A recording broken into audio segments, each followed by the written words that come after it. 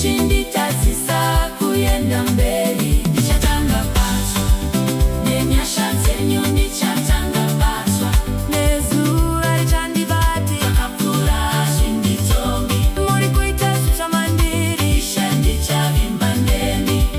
Ndichatanga patswa nyasha dzenyu, ndichatanga patswa. Haleluya, haleluya, haleluya kuna Mwari wangu. Haleluya, haleluya, nenyasha dzenyu, ndichatanga patswa.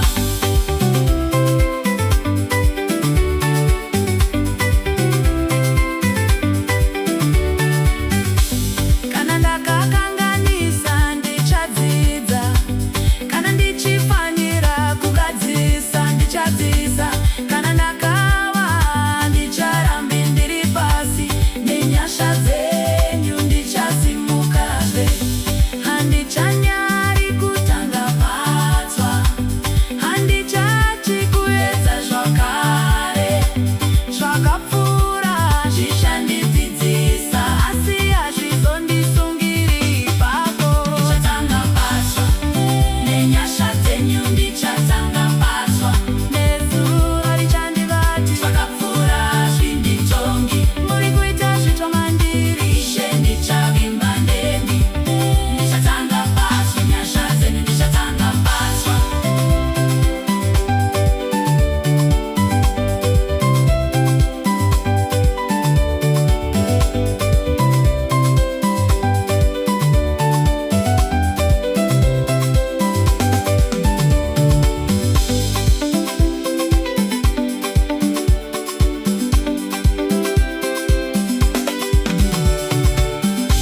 Handifaniri kunanzira yose kuti nditore nano nhasi.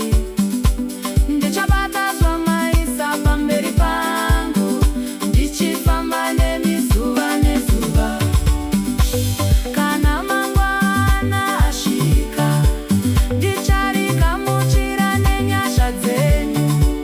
Handizivi zvose zvichaitika, asi ndinoziva muri neni.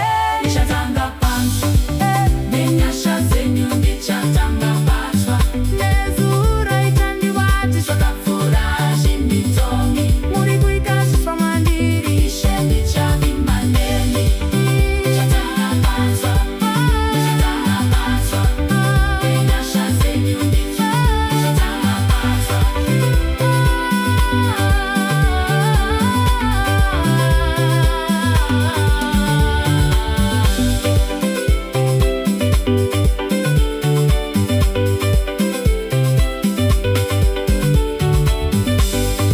Haleluya, haleluya, haleluya kuna Mwari wangu. Haleluya, haleluya, haleluya. Muri kuita zvitsva mandiri. Haleluya, haleluya, ndinotenda nyasha dzenyu. Haleluya, nanyasha dzenyu, ndichatanga patswa.